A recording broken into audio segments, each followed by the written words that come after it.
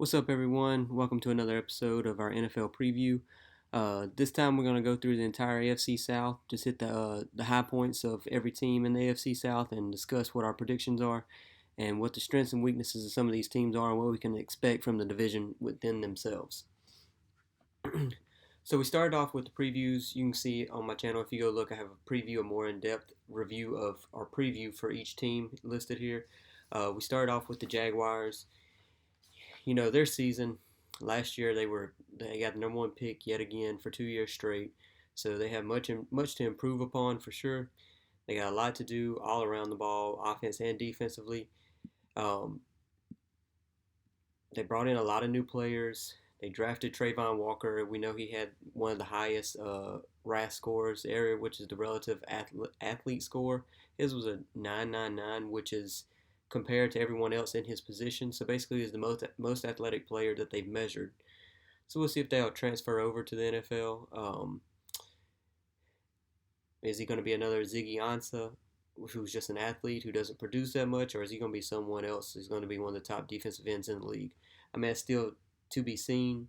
They didn't have many losses on the offense. They brought in a ton of new people, all new wideouts pretty much. They got Marvin Jones back, but only their best player that they lost was DJ Chark.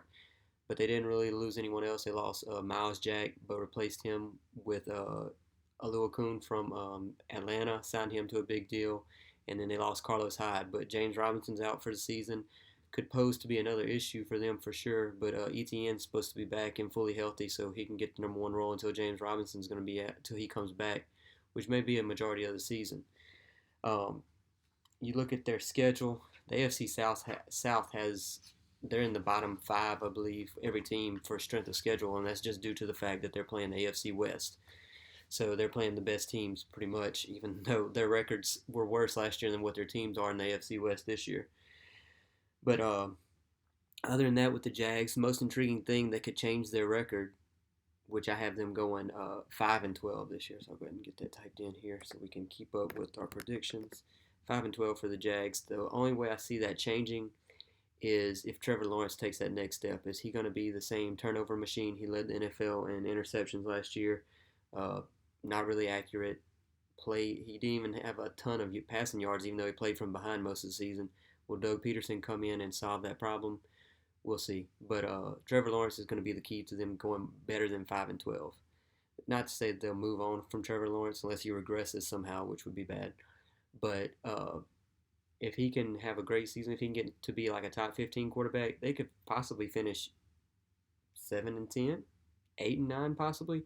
I mean, I have them going 2-4 within the division, just getting a win, splitting the series with the Texans and the Titans. So see what happens. 5-12 is my prediction though for them.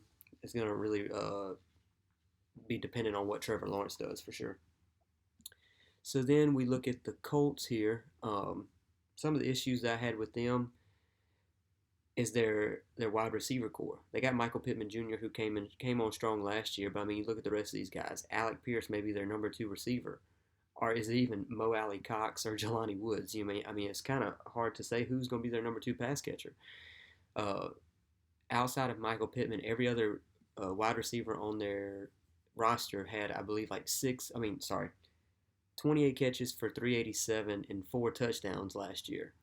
So, I mean, not much that has been shown from them. The good news is they do have 3 of the probably top 50 players in the NFL with Quentin Nelson, Darius Leonard, and Jonathan Taylor. Jonathan Taylor being the second place MVP last year, or offensive player, sorry. So they're still going to build around Jonathan Taylor, run the ball like crazy, I'm sure, which may open up the pass game. May not need great pass catchers whenever you have Jonathan Taylor.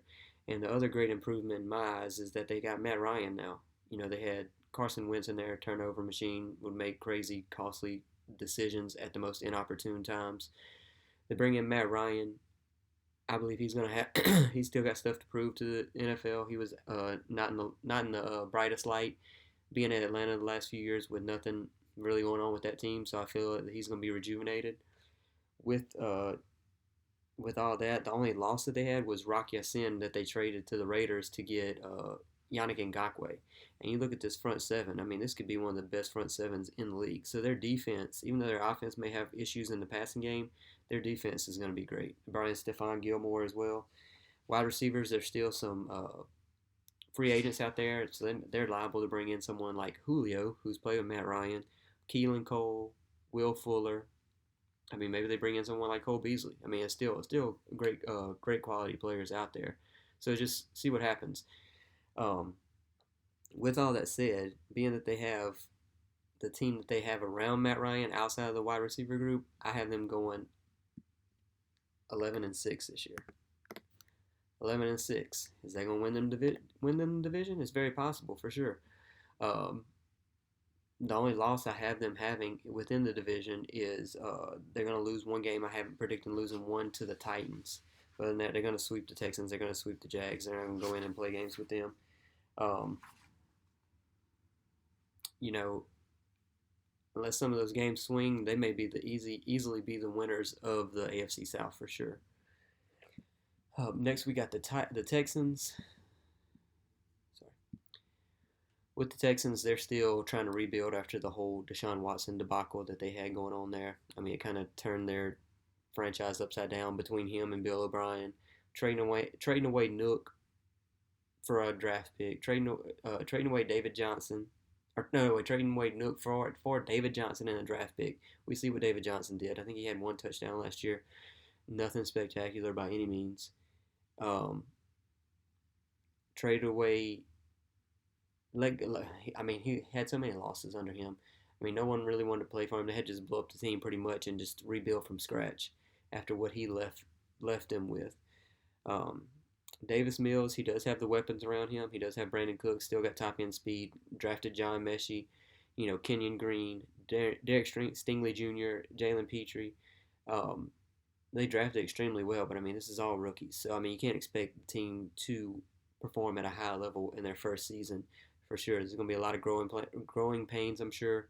They also got Dameon Pierce in the 4th round. So, I mean, there's a lot of youth on the team, which I think will hold them back. Last year, they were 4-13. This year, I have them doing the same. But, I mean, I still think it's a year to build on. Last year, they had few more older players that they were still trying to get playing time with. I mean, I feel like they're going to try to get in this youth and maybe have a more promising future, especially if Davis Mills can show that he can improve and maybe be the quarterback of the future. Because if not, if they are 4-13 like I predict, they may be moving on from Davis Mills if he's the one that's causing them to be 4-13 for sure.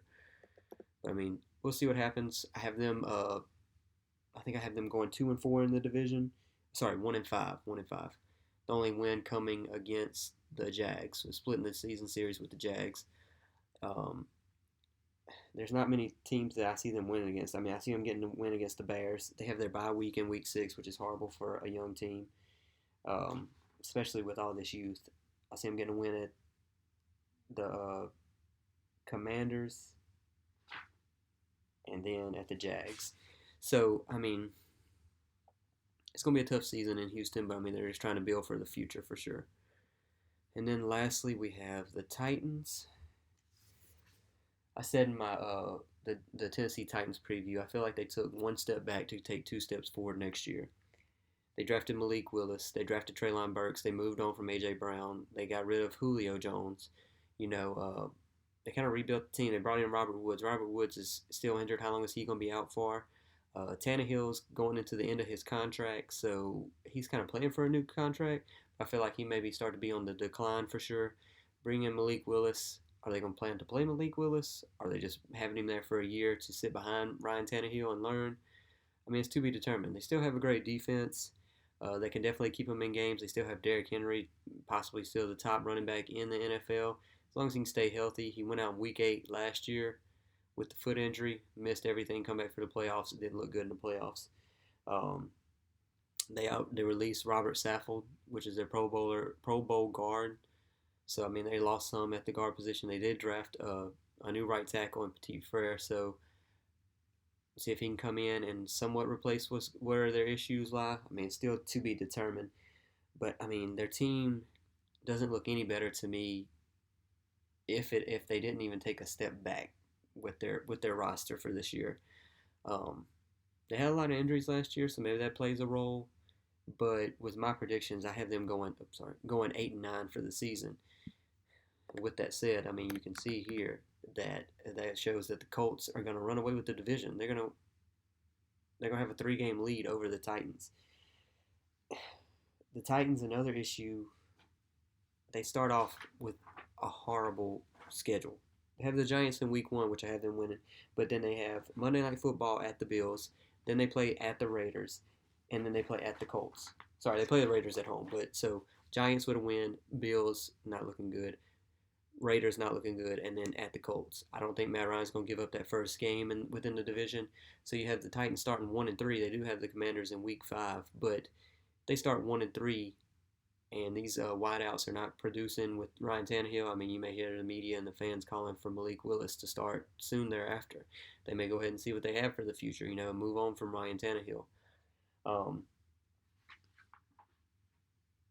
with all that said, I mentioned in each video who my drop-off candidate to be. I feel like Ryan Tannehill could be a strong candidate to drop off this year for sure. With all the issues, I mean, he did not play great in the playoff game. He plays well for Mike Vrabel's system, and having Derrick Henry in the backfield, I mean, a lot of people could probably be a mediocre quarterback. But we'll see he had A.J. Brown last year and couldn't put up great numbers. So we'll see what happens, but it's very possible that Ryan Tannehill's a drop-off candidate. So I have the Colts winning the division, Titans being second in division. They could be playing for a wild card, but it's going to be hard to get in wild card at 9-8 and 8-9, especially whenever you have the AFC West, where a lot of people are predicting that all 3 teams may be in the wild card. So we'll see what happens with the Titans. It's going to be a toss-up. I don't see them being the number 1 seed again this season for sure. But the Texans, they could be playing for the number 1 draft pick, which may be good. They may want Bryce Young or C.J. Stroud. We'll see what's going on later in the year. But the Jags, they could be improving, especially if Trevor Lawrence takes that step into at least the top 20 quarterbacks. But we'll go from there and see what happens for sure. Next, I think I'll be moving on to another division. I think I'll be doing the NFC South. So stay tuned for that. And I appreciate you watching. If you stop by, leave a like or a comment. Let me know what you like, what you didn't like. And I'll catch you on the next one.